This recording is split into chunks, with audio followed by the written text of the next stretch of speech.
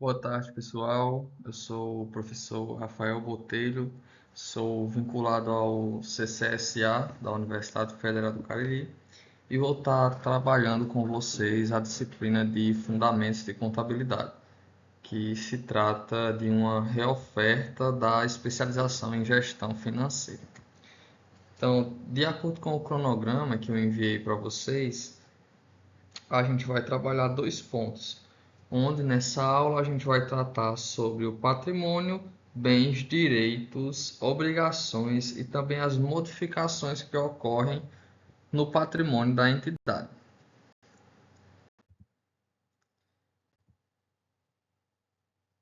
Bem, aqui nós tratamos um pouco sobre o aspecto introdutório da contabilidade e começamos a tratar de fato sobre o patrimônio. O objeto de estudo e campo de aplicação da contabilidade, por sua vez, é o patrimônio, onde este é constituído pelo conjunto de bens, direitos e obrigações de uma organização avaliada em moeda corrente nacional.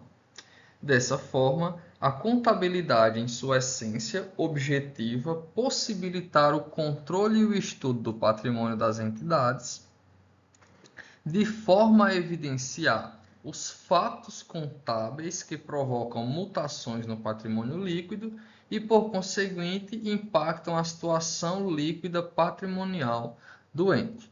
Então, nesse primeiro momento, a gente precisa se ater à conceituação de que o patrimônio é o objeto de estudo da contabilidade e que, por sua vez, o patrimônio é constituído pelos bens, direitos e obrigações da entidade. E mais adiante a gente vai entender quais são esses fatos contábeis que provocam essas modificações no patrimônio da entidade. No slide anterior, a gente pode ver alguns termos, como bens, direitos, obrigações e situação líquida patrimonial. Nos próximos slides, vamos debater acerca desses pontos. No que diz respeito aos bens. O conceito geral de bem, né, é tudo aquilo que é possuído pela entidade e que pode gerar um benefício econômico futuro. Esse conceito é definido por Sá em 1997. Os bens podem ser classificados como tangíveis, intangíveis, móveis ou imóveis, e são utilizados como bens de uso, bens de troca ou bens de consumo. Bens intangíveis são bens não físicos, ou seja, possuem existência material e, e também possuem um valor econômico e utilidade para a entidade, podendo ser identificáveis, controlados e também mensurados. Então, no que diz respeito aos bens intangíveis, geralmente a gente trabalha com o conceito de um direito, que vai ser algo em um termo que a gente vai estar estudando mais à frente. Então, basicamente, os bens intangíveis são aqueles que não têm um caráter material, ou seja, um software, um direito sobre determinada produção de uma mercadoria. Bens tangíveis são os bens corpóreos, ou seja, aqueles que possuem existência física. Podem ser vistos e tocados, ou seja, são materiais, e são utilizados ou controlados por uma entidade para fins, sejam operacionais, comerciais ou patrimoniais. Nos bens tangíveis, nós temos os imóveis, os veículos, o grupo que pode estar composto lá dentro do nosso imobilizado, ou seja, aqueles que são utilizados para nossas atividades operacionais dentro do balanço patrimonial. Nos bens móveis, eles estão evidenciados, positivados lá no artigo 82 a 84 do nosso Código Civil, e que traz a seguinte denominação: são móveis os bens suscetíveis de movimento próprio ou de remoção por força alheia, sem alteração da substância ou da destinação econômica social. Então, quando a gente lê esse conceito, a gente consegue dividir em dois grupos, que se movimentam por conta própria ou por força alheia. Então, nesse força-lei, a gente tem um exemplo de um veículo que é movido a combustão. Então, existe uma aceleração posta nesse veículo para que ele se locomova. Já quando estudamos a questão dos ativos biológicos, lá na contabilidade voltada para o agronegócio, a gente tem os animais que eles possuem uma movimentação própria, mas que são constituídos, os dois classificados, como bens móveis. Nos bens imóveis estão positivados lá no artigo 77 a 81 do nosso Código Civil e são classificados da seguinte forma: são bens móveis, o solo, bens imóveis, perdão, o solo e tudo quanto se lhe incorporar natural ou artificialmente. Então aí a gente tem um exemplo, né, das edificações que são incorporadas ao solo. Então, a gente está trabalhando esses conceitos para entender de forma detalhada a composição do patrimônio, uma vez que são constituídos, né, pelos bens, pelos direitos e também por suas obrigações. Quando somamos o ativo menos os passivos, nós vamos ter o nosso patrimônio líquido da entidade. Um quadro resumo para que possamos consolidar os aspectos trabalhados até o momento. Então, na categoria de bem, nós temos os bens móveis, os bens imóveis, os bens tangíveis e os bens intangíveis. Tenho exemplos como carro, móveis, equipamentos, roupas, animais. Já nos bens imóveis, terrenos, prédios, casas, árvores. Bens tangíveis, máquinas, terrenos, veículos, ferramentas. Nos bens intangíveis, nós temos marcas, patentes, softwares, direitos autorais e Goodwill, que é um conceito lá da contabilidade avançada. E ao lado a gente tem a base legal e teórica de cada um desses conceitos.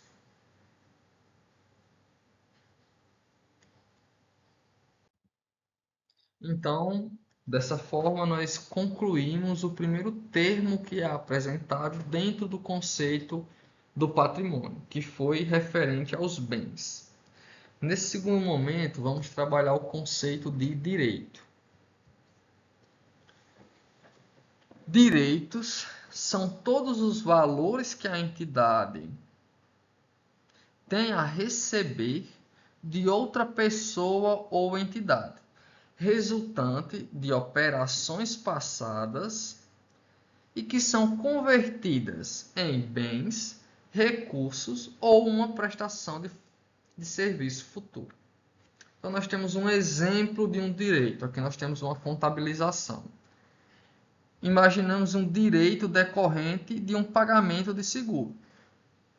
No pagamento de seguro, a gente realiza um dispêndio de recurso, um pagamento nesse momento, para usufruir dos 12 meses seguintes de cobertura desse veículo. É assim que funciona com o veículo, com seguro veicular e também com outras modalidades de seguro. Então, no momento que a gente realiza o pagamento daquele seguro, nós não temos só uma despesa de seguro. Nós temos um direito de usufruir nos próximos meses de um seguro que está sendo pago. Então a gente acredita diminuindo a nossa disponibilidade, ou seja, o nosso recurso, o nosso caixa, o nosso banco.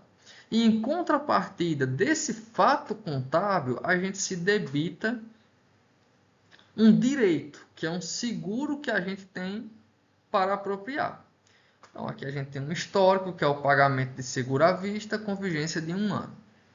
Então, pode existir também um direito na venda a prazo de uma mercadoria. Então, quando a gente vende uma mercadoria a prazo, a gente vai diminuir o nosso estoque, mas em contrapartida a gente vai ter um direito de receber aquele valor daqui a 30 dias ou daqui a 60 dias. Então, basicamente, analisando novamente o conceito de direito, um valor que a entidade tem a receber de outra pessoa, seja pessoa jurídica ou seja pessoa física, resultante de operação passada. Qual foi essa operação? A exemplo, a venda da mercadoria, e que serão convertidos em bens, pode ser na figura do bem, de um recurso, se for pago em moeda, né? Ou uma prestação de serviço futuro. Já no conceito de obrigação. Uma obrigação contábil é o dever que a entidade possui de transferir ativos como dinheiro ou bens, ou prestar serviço a outra parte, como consequência de eventos passados, sendo geralmente exigível em um determinado prazo. Então, no slide anterior, a gente analisou como se nós fôssemos a empresa que vendeu a prazo. Agora, nesse momento, nesse slide, nós vamos analisar da visão de quem comprou aquela mercadoria a prazo. Então, a gente comprou uma mercadoria a prazo. Nesse momento, a gente vai aumentar o nosso estoque, só que nós vamos aumentar também as nossas obrigações, porque nós vamos ter um valor a pagar daqui a 30 ou 60 dias. Tranquilo? Então, esse é o conceito de obrigação. É uma conta contábil, de certa forma, que vai ser evidenciada lá no nosso passivo, que é fruto de uma saída futura de recursos da organização. Então, seja um passivo de um empréstimo, que é uma obrigação, um financiamento ou uma compra de mercadoria a prazo. Então, mediante a essas contas, no futuro sairá recursos da entidade, seja dinheiro ou seja bens ou uma prestação de futuro.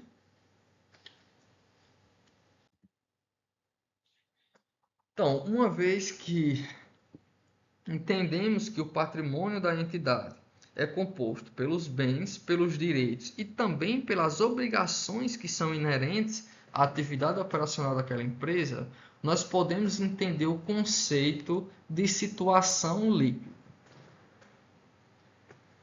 O patrimônio líquido, PL da entidade, é o valor que pertence aos sócios ou acionistas da empresa. Ou seja, é o que sobra dos bens e direitos, que são os ativos, depois de subtrair todas as obrigações, os passivos. Então, quando nós temos os nossos ativos, que vão ser compostos pelos nossos bens e direitos, e após esse somatório do conjunto de bens e direitos, diminuímos quais serão as nossas obrigações, nós encontraremos o patrimônio líquido da entidade.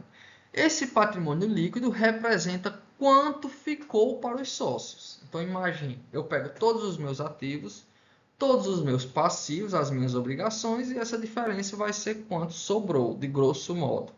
Então, basicamente, esse patrimônio líquido representa o capital próprio da entidade. Então, aqui nós temos a fórmula básica para o patrimônio. Patrimônio líquido é o ativo menos o passivo. O patrimônio líquido, por sua vez, o ativo é dividido em bens e direitos e o passivo são as obrigações. Os passivos eles são as exigências sobre os nossos ativos. Quanto do nosso ativo vai ser consumido pelas nossas obrigações. Trouxe alguns exemplos de quais são as contas que o patrimônio líquido evidencia lá no balanço patrimonial. Nós temos capital social, resultado do exercício, que é o lucro líquido, e reserva de lucros quando a gente está trabalhando com a lei das sociedades anônimas, das empresas de capital aberto.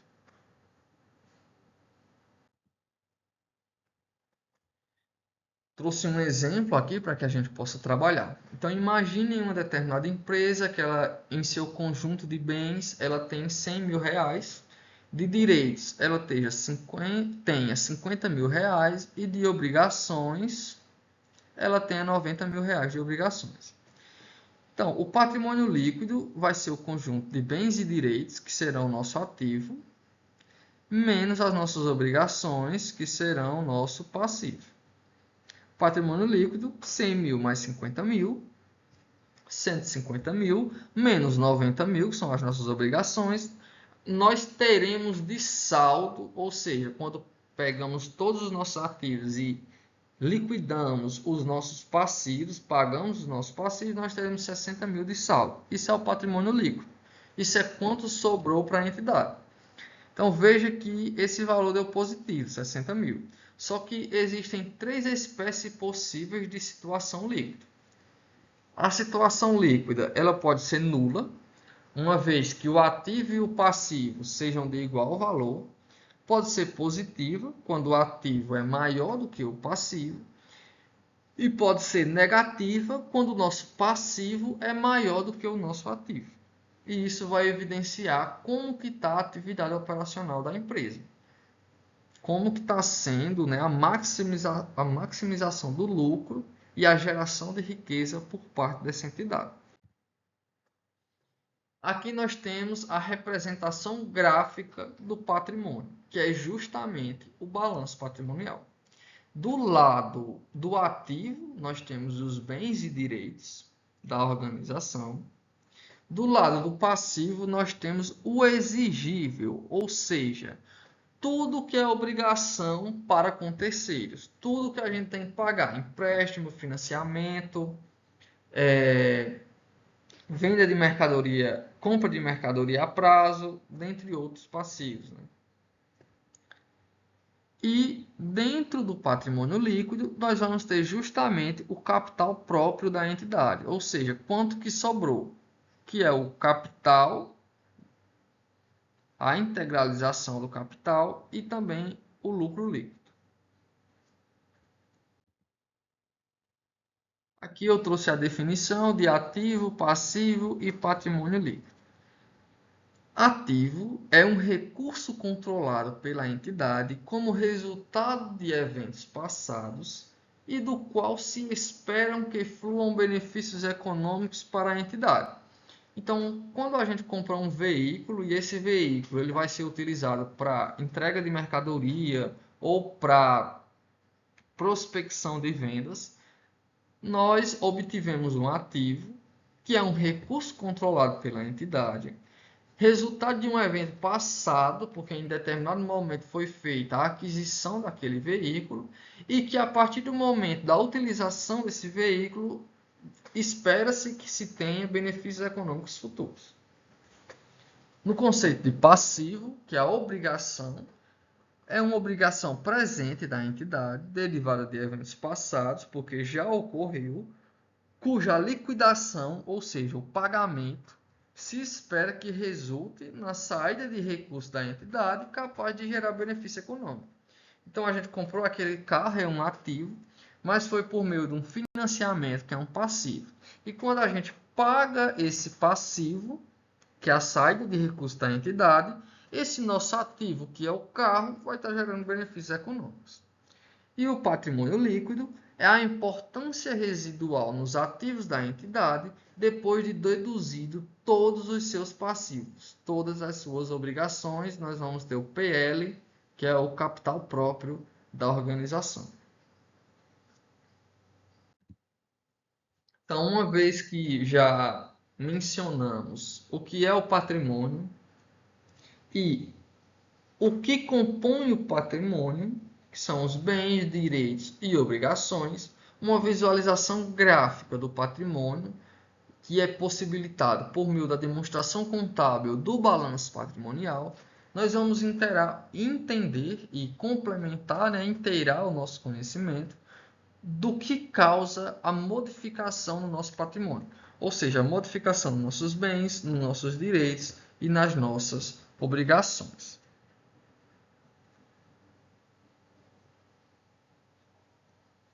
Bem,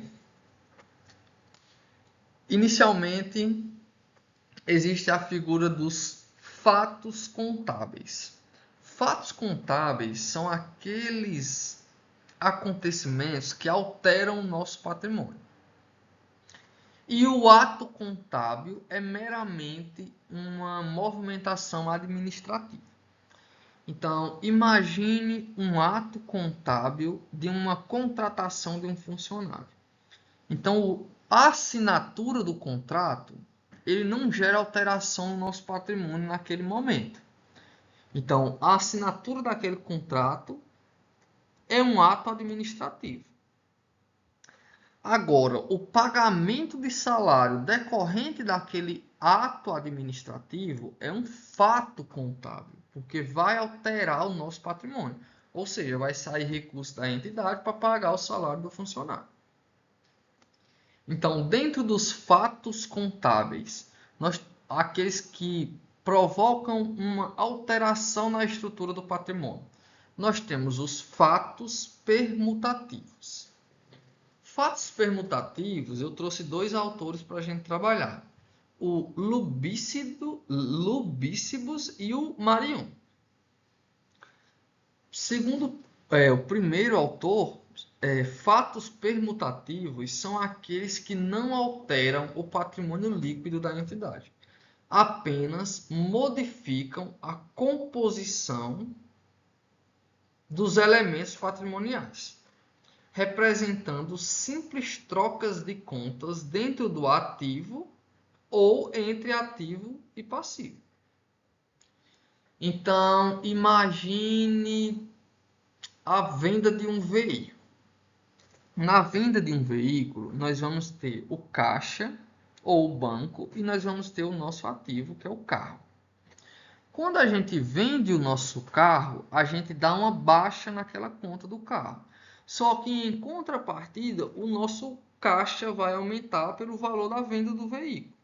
Então, houve somente um fato permutativo, ou seja, uma alteração entre as contas do ativo ou entre as contas do passivo. Tranquilo?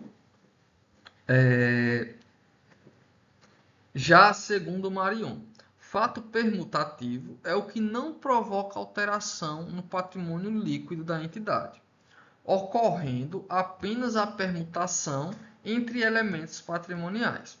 Então, a gente tem uma conta lá no nosso passivo que é um fornecedor. E quando a gente realiza o pagamento desse fornecedor lá no passivo, sai um dinheiro do nosso caixa ou do nosso banco. Então, nós vamos diminuir e vamos imaginar que esse fornecedor era na importância de R$1.000. Então, nós vamos diminuir o nosso ativo em 1.000 e o nosso fornecedor em 1.000. Então, foi apenas um fato permutativo.